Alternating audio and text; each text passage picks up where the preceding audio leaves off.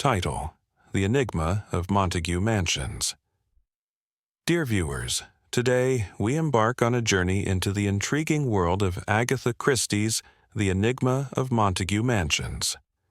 First published in 1924, this tale immerses us in the post-World War I atmosphere of London, a time when fears of espionage, coded messages, and international intrigue dominated the public consciousness. Agatha Christie's brilliance lies not only in her ability to craft captivating mysteries, but also in her keen observation of the societal anxieties of the era. The Enigma of Montague Mansions is no exception. Set against the backdrop of a city grappling with uncertainty, Christie takes us into the lives of the Robinsons, a newlywed couple who stumble upon a seemingly unbelievable deal: a luxurious flat in Montague Mansions at a shockingly low price. As Poirot is drawn into their seemingly perfect yet oddly suspicious situation, we are taken deeper into a web of secrets, espionage, and deception. The question is not just what lies behind the offer, but what dark forces may have led to such an unbelievable bargain. The story masterfully blends mundane reality with extraordinary mystery, showcasing Poirot's unparalleled ability to unravel even the most complex of situations. With its twists and turns, The Enigma of Montague Mansions keeps us guessing, urging us to question the motives of those around us. It's a tale that doesn't merely seek to entertain, but to engage our minds and pique our curiosity. Mrs. Robinson paused, taking a much-needed breath before continuing. We thanked him, and said that we quite understood it would probably be no good, but that we should like an order all the same, just in case. We went there straight away in a taxi because, after all, you never know. The flat was on the second floor, and as we waited for the lift, Elsie Ferguson, a friend of mine, came hurrying down the stairs ahead of us. "For once, my dear," she said, "but it's no good. It's already taken." That seemed to finish it, but John said the place was very cheap and we could afford to give more. A horrid thing to do, of course, and I feel quite ashamed of telling you, Mrs. Robinson admitted, but you know what flat hunting is like. I assured her that I was well aware that in the struggle for house room, the baser side of human nature frequently triumphs over the higher, and that the well-known rule of dog-eat-dog always applied. So we went up, and would you believe it, the flat wasn't let at all. We were shown over it by the maid, and then we met the mistress, and the thing was settled right there and then. Immediate possession and £50 for the furniture. We signed the agreement the next day and were set to move in tomorrow. Mrs. Robinson paused triumphantly, as if expecting a round of applause. "What about Mrs. Ferguson?" asked Parker. "My deductions," I said lightly, "were rather obvious. She went to the wrong flat." "Oh, Captain Hastings, how clever of you!" cried Mrs. Robinson admiringly. I couldn't help but wish Poirot had been there. Sometimes I had the feeling he rather underestimated my capabilities. The whole thing was quite amusing, so I decided to present it as a mock problem to Poirot the following morning.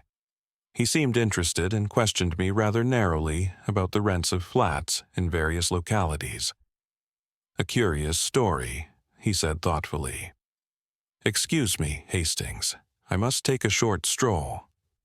When Poirot returned about an hour later, his eyes gleamed with peculiar excitement. He laid his stick on the table and brushed the nap of his hat with his usual tender care before speaking. "It is as well, mon ami, that we have no affairs of moment on hand. We can devote ourselves wholly to the present investigation." "What investigation are you talking about?" I asked. "The remarkable cheapness of your friends, Mrs. Robinson's new flat," Poirot replied, completely serious. "You are not serious. I am most serious.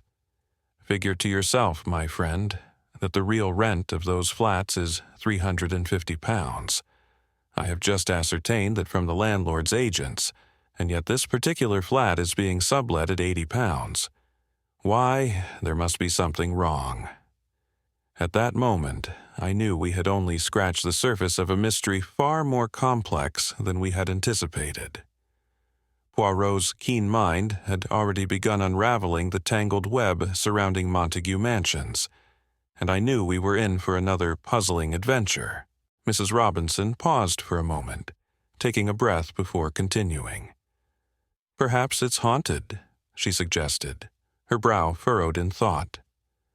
Quo shook his head in a dissatisfied manner. Then again, how curious it is that her friend tells her the flat is let, and when she goes up, behold, it's not. But surely you agree with me that the other woman must have gone to the wrong flat. That is the only possible solution. You may or may not be right on that point, Hastings, Poirot replied, his tone measured.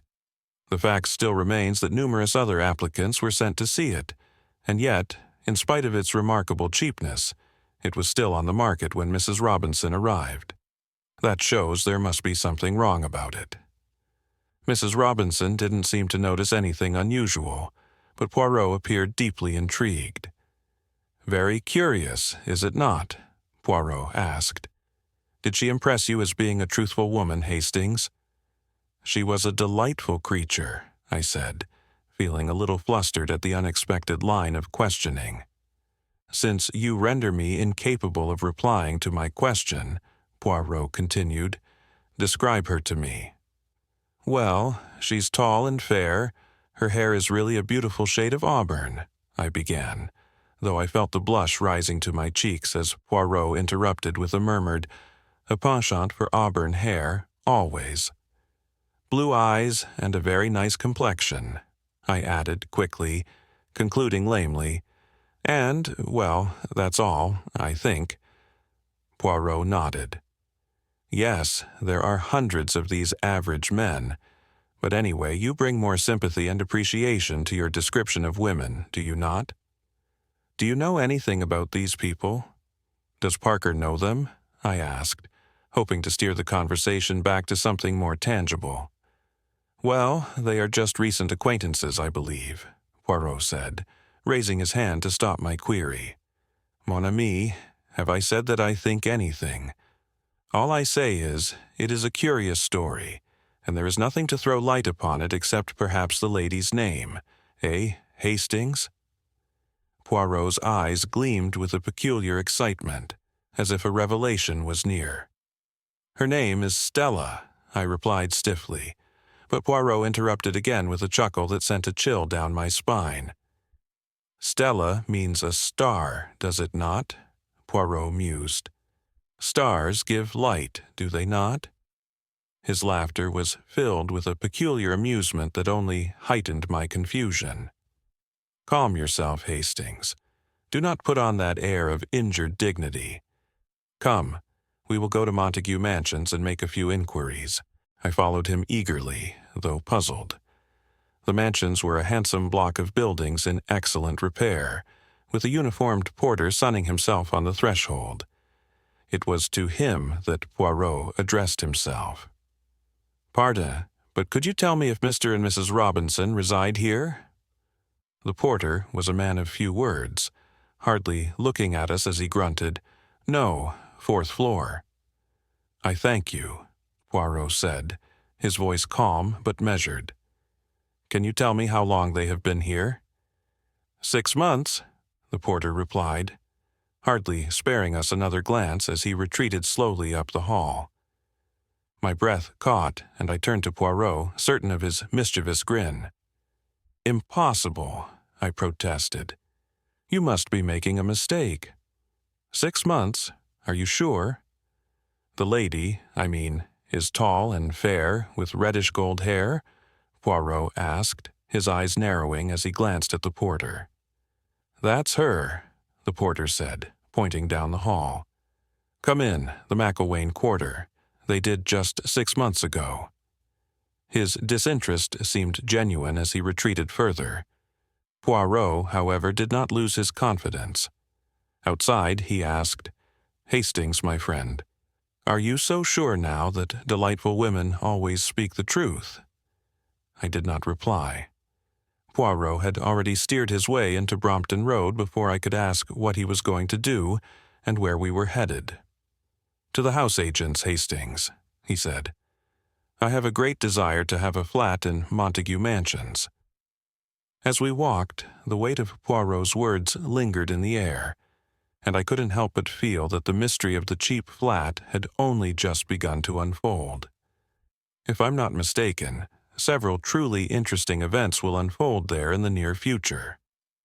We were fortunate in our quest when number 8 on the 4th floor became available, furnished, at 10 guineas a week. Poirot promptly took it for a month. Outside on the street again, he silenced my protests with that same calm certainty. But I make money nowadays, he said. Why should I not indulge a whim? By the way, Hastings, do you have a revolver? Yes, somewhere, I replied, slightly thrilled. Do you think that you will need it? Poirot's gaze sharpened. It is quite possible. The idea pleases you, I see. Always the spectacular and romantic appeals to you. The following day saw us comfortably installed in our temporary home. The flat was pleasantly furnished, occupying the same position in the building as that of the Robinsons, but 2 floors higher. On Sunday afternoon, Poirot left the front door ajar and summoned me with urgency. A sharp bang echoed from below. Look over the banisters, Poirot ordered in a hushed whisper. Are those your friends? Do not let them see you. I craned my neck over the staircase. That's them, I whispered in an ungrammatical whisper. Poirot grinned, satisfied, and waited. About half an hour later, a young woman emerged from below, dressed in vibrant and varied clothing. With a sigh of relief, Poirot tiptoed back into the flat. After the master and mistress, the maid, the flat should now be empty, he said. What are we going to do? I asked uneasily. Poirot had already begun pulling at the rope of the coal lift, hauling it down with determination. We are about to descend after the method of the dustbins, he explained cheerfully. No one will observe us. The Sunday concert, the Sunday afternoon outing, and finally the Sunday nap after Sunday dinner, all these will distract attention from Hercule Poirot. With some trepidation, I followed him into the rough wooden contrivance. Are we going to break into the flat? I asked dubiously. Poirot's answer was far from reassuring. Not precisely today, he replied, pulling the rope as we descended slowly. We are merely making provision against such actions. At the 2nd floor, Poirot uttered an exclamation of satisfaction as he noticed the open wooden door to the scullery. You observe, never do they bat these doors in the daytime, and yet anyone could mount or descend as we have done at night. Yes, though not always, and it is against that we are going to make provision. Poirot had drawn some tools from his pocket and deftly set to work, arranging the bolt so it could be pulled back from the lift. The operation took only 3 minutes. Then we reascended to our own domain. On Monday, Poirot was out all day. When he returned in the evening, he flung himself into his chair with a sigh of satisfaction. Hastings, shall I recount to you a little history, a story after your own heart, which will remind you of your favorite cinema? I laughed. Go ahead. I presume that it is a true story, not one of your efforts of fancy. It is true enough, Poirot said, his tone serious. An inspector from Scotland Yard will vouch for its accuracy, as it was through his kind offices that it came to my ears. Listen, Hastings. A little over 6 months ago, some important naval plans were stolen from an American government department. They showed the position of some of the most critical harbor defenses and would be worth a considerable sum to any foreign government. Japan, for example. Suspicion fell upon a young man named Luigi Valdarno, an Italian by birth, who was employed in a minor capacity. Poirot's eyes gleamed with intensity as he recounted the tale, his voice carrying the same mix of fascination and certainty that always marked his investigations.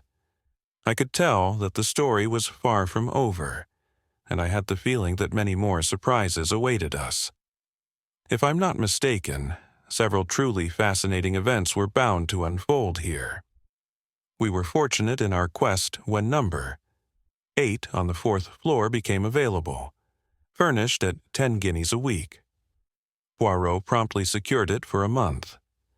Outside in the street again, he silenced my protests with that same calm confidence. "But I make money nowadays," he said. "Why shouldn't I indulge a whim? By the way, Hastings, do you have a revolver?" "Yes, somewhere," I replied, slightly thrilled. "Do you think you'll need it?" Poirot's gaze sharpened. "It's quite possible. The idea pleases you, I see. Always the spectacular and romantic appeals to you." The following day saw us comfortably installed in our temporary home. The flat was pleasantly furnished, occupying the same position in the building as that of the Robinsons, but 2 floors higher. On Sunday afternoon, Poirot left the front door ajar and summoned me with urgency. A sharp bang echoed from below. "Look over the banisters," Poirot ordered in a hushed whisper. "Are those your friends? Do not let them see you." I craned my neck over the staircase. "That's them," I whispered in an ungrammatical whisper. Poirot grinned, satisfied, and waited. About half an hour later, a young woman emerged from below, dressed in vibrant and varied clothing. With a sigh of relief, Poirot tiptoed back into the flat. "After the master and mistress, the maid, the flat should now be empty," he said. "What are we going to do?" I asked uneasily. Poirot had already begun pulling at the rope of the coal lift, hauling it down with determination. "We are about to descend after the method of the dustbins," he explained cheerfully. "No one will observe us. The Sunday concert, the Sunday afternoon outing, and finally the Sunday nap after Sunday dinner. All these will distract attention from Hercule Poirot." With some trepidation, I followed him into the rough wooden contrivance. "Are we going to break into the flat?" I asked dubiously. Poirot's answer was far from reassuring. "Not precisely today," he replied, pulling the rope as we descended slowly. "We are merely making provision against such actions." At the 2nd floor, Poirot uttered an exclamation of satisfaction as he noticed the open wooden door to the scullery. "You observe, never do they bat these doors in the daytime, and yet anyone could mount or descend as we have done at night. Yes, though not always, and it is against that we are going to make provision." Poirot had drawn some tools from his pocket and deftly set to work, arranging the bolt so it could be pulled back from the lift. The operation took only 3 minutes. Then we reascended to our own domain. On Monday, Poirot was out all day. When he returned in the evening, he flung himself into his chair with a sigh of satisfaction. "Hastings, shall I recount to you a little history? A story after your own heart, which will remind you of your favorite cinema?" I laughed. "Go ahead. I presume that it is a true story, not one of your efforts of fancy." "It is true enough," Poirot said, his tone serious. "An inspector from Scotland Yard will vouch for its accuracy, as it was through his kind offices that it came to my ears. Listen, Hastings. A little over 6 months ago, some important naval plans were stolen from an American government department. They showed the position of some of the most critical harbor defenses and would be worth a considerable sum to any foreign government, Japan, for example. Suspicion fell upon a young man named Luigi Valdarno, an Italian by birth, who was employed in a minor capacity in the department. Whether Luigi Valdarno was the thief or not, he was found 2 days later on the East Side in New York, shot dead. The papers were not on him. For some time past, Valdarno had been going about with a Miss Elsa Hart, a young concert singer who had recently appeared and who lived with a brother in an apartment in Washington. Nothing was known of the antecedents of Miss Elsa Hart, and she disappeared suddenly about the time of Valdarno's death. There are reasons for believing that she was in reality an accomplished international spy who had done much nefarious work under various aliases. The American Secret Service, whilst doing their best to trace her, also kept an eye on certain insignificant Japanese gentlemen living in Washington. They felt pretty certain that when Elsa Hart had covered her tracks sufficiently, she would approach the gentleman in question. One of them left suddenly for England a fortnight ago. On the face of it, therefore, it would seem that Elsa Hart is in England. Poirot paused, then added softly, "The official description of Elsa Hart is height 5 feet 7 inches, eyes blue, hair auburn, fair complexion, nose straight, no special distinguishing marks." "Mrs. Robinson," I gasped. "Well, there's a chance of it anyhow," Poirot amended. "I learned that a sly man, a foreigner of some kind, was inquiring about the occupants of number 4 only this morning. Therefore, mon ami, I fear that you must forego your beauty sleep tonight and join me in my all-night vigil in the flat below, armed with that excellent revolver of yours." "Bien entendu," I cried with enthusiasm. "When shall we start?" "The hour of midnight is both solemn and suitable, I fancy," Poirot said. "Nothing is likely to occur before then." At 12 o'clock precisely, we crept cautiously into the coal lift and lowered ourselves to the second floor. Under Poirot's steady hand, the wooden door quickly swung open, and we climbed into the flat from the scullery. We passed into the kitchen, where we established ourselves comfortably in 2 chairs, leaving the door into the hall ajar. "Now we have but to wait," said Poirot contentedly, closing his eyes. The waiting seemed endless. I was terrified of going to sleep, yet just when it appeared to me that I had been there about 8 hours, and had, as I found out later, in reality been exactly 1 hour and 20 minutes, a faint scratching sound came to my ears. Poirot's hand touched mine. I rose, and together we moved carefully toward the hall. The noise came from there. Poirot placed his lips to my ear. "Outside the front door. They are cutting out the lock," he whispered. "When I give the word, not before, fall upon them from behind and hold them fast. Be careful. They will have a knife." Presently, there was a rending sound, and a little circle of light appeared through the door.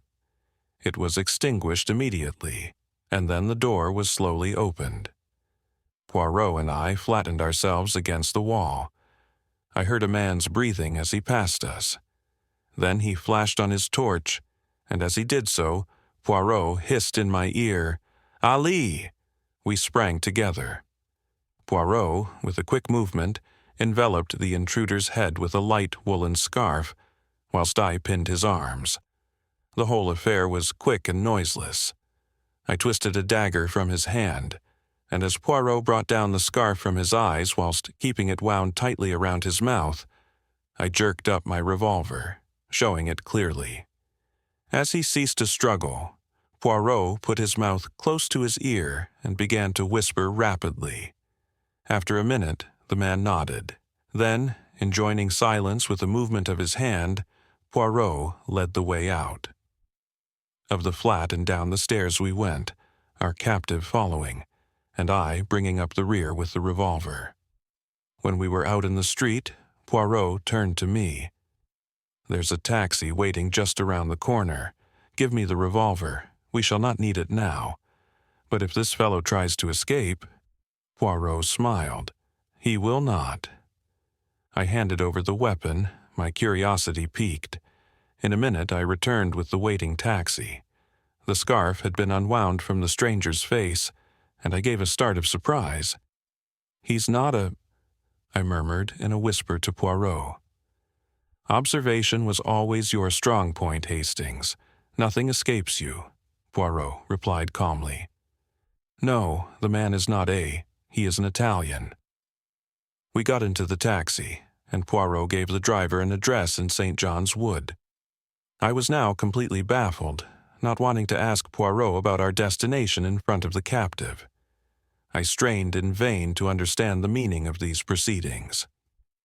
We alighted at the door of a small house standing back from the road. A returning wayfarer, slightly drunk, was lurching along the pavement and almost collided with Poirot, who spoke sharply to him, though I couldn't catch what he said. All three of us went up the steps of the house. Poirot rang the bell and motioned us to stand aside. There was no answer, so he rang again, then seized the knocker, which he applied vigorously for several minutes. A light appeared suddenly above the fanlight, and the door was opened cautiously a little way. "What the devil do you want?" a man's voice demanded harshly. "I want the doctor," Poirot said calmly. "My wife is taken ill.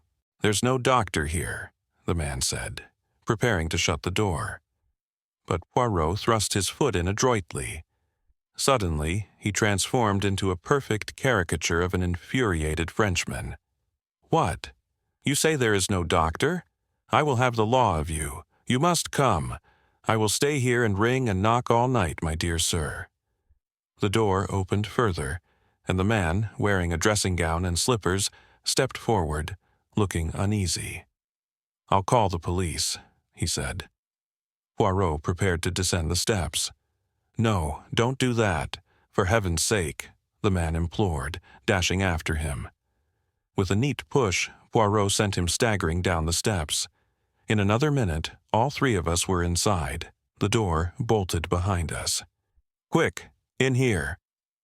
Poirot led the way into the nearest room, switching on the light as he did so. "And you, behind the curtain," he instructed. The Italian, sliding rapidly behind the full folds of rose-colored velvet that draped the embrasure of the window, disappeared from view just in time. Just as he did, a woman rushed into the room. She was tall, with reddish hair, wearing a scarlet kimono around her slender form. "Where is my husband?" she cried, glancing around in quick, frightened movements. Poirot stepped forward, his usual calm demeanor intact. "It is to be hoped your husband will not suffer from a chill," he said, glancing at her feet. I observed that he had slippers on and that his dressing gown was warm.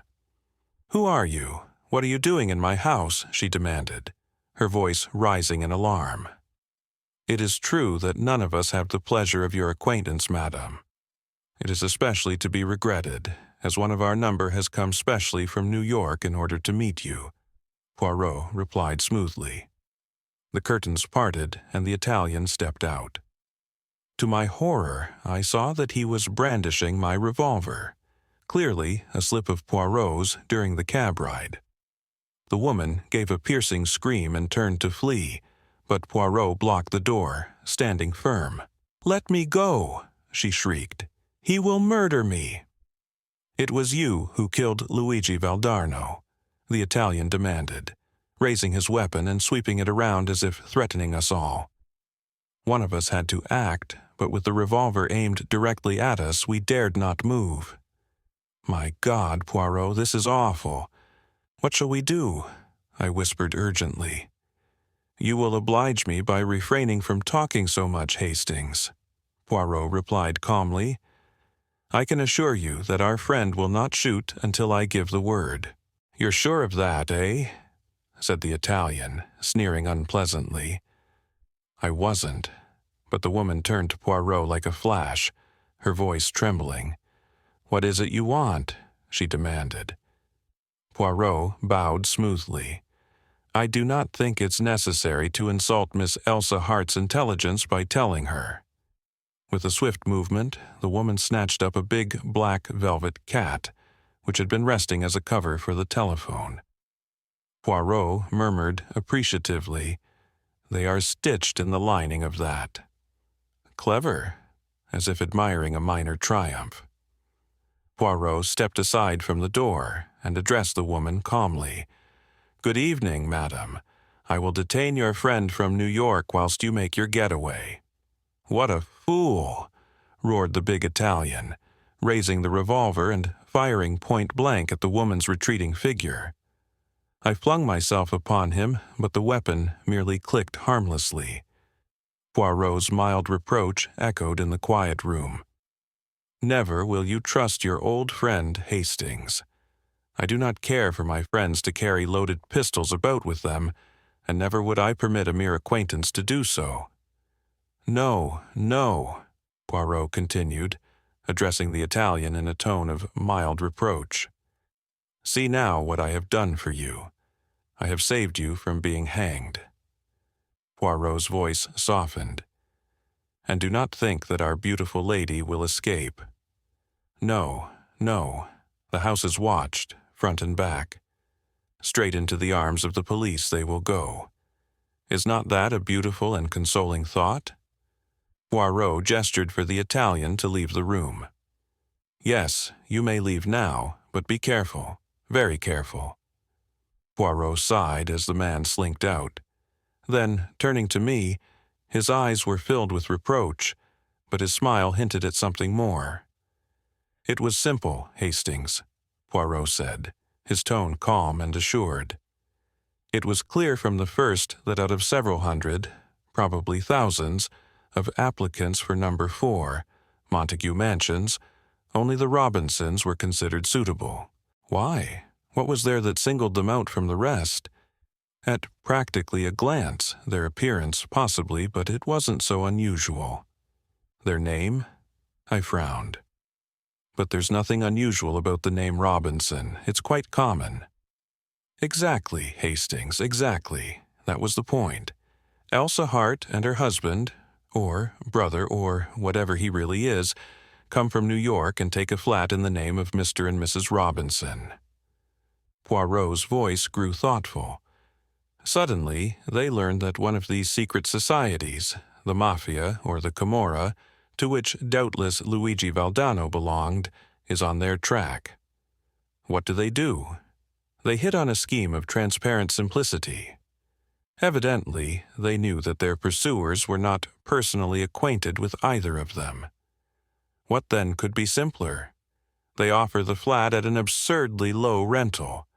Thousands of young couples in London were looking for flats, and there could not fail to be several Robinsons. It is only a matter of waiting." Poirot gestured toward the telephone directory. "If you look at the name Robinson, you will realize that a fair-haired Mrs. Robinson was pretty sure to come along sooner or later." Poirot's gaze sharpened. "Then what happens? The avenger arrives. He knows the name, he knows the address. He strikes. All is over. Vengeance is satisfied, and Miss Hart has escaped by the skin of her teeth once more." Poirot glanced at me with a mischievous smile. "By the way, Hastings, you must present me to the real Mrs. Robinson, that delightful and truthful creature. What will they think when they find their flat has been broken into? We must hurry back." Suddenly, a mighty tattoo sounded on the knocker. "How did you know this address?" I asked as I followed Poirot into the hall. "Ah, of course," Poirot replied. "The first Mrs. Robinson followed when she left the other flat. Allow me, Hastings. You use your gray cells at last," Poirot whispered, then unlocked the door and stuck the cat's head out. "Meow," he exclaimed in a piercing tone. The Scotland Yard inspector, standing outside with another man, jumped in spite of himself. "Oh, it's only Monsieur Poirot at one of his little jokes," the inspector muttered, as Poirot's head followed that of the cat. "Let us in, Monsieur Poirot. You have our friends safe and sound?" "Yes, we've got the birds all right," Poirot replied, his tone now serious. "But they hadn't got the goods with them, I see. So, you've come to search?" "Well, I'm about to depart with Hastings, but I'd like to give you a little lecture upon the history and habits of the domestic cat." "For heaven's sake, have you gone completely barmy?" the second man exclaimed. Poirot chuckled. The cat was worshipped by the ancient Egyptians. It is still regarded as a symbol of good luck. If a black cat crosses your path, this cat crossed your path tonight. Poirot continued. To speak of the interior of any animal or any person is not considered polite in England, but the interior of this cat is perfectly delicate. He gestured to the lining. With a sudden grunt, the second man seized the cat from Poirot's hand. "I forgot to introduce you," Poirot said smoothly.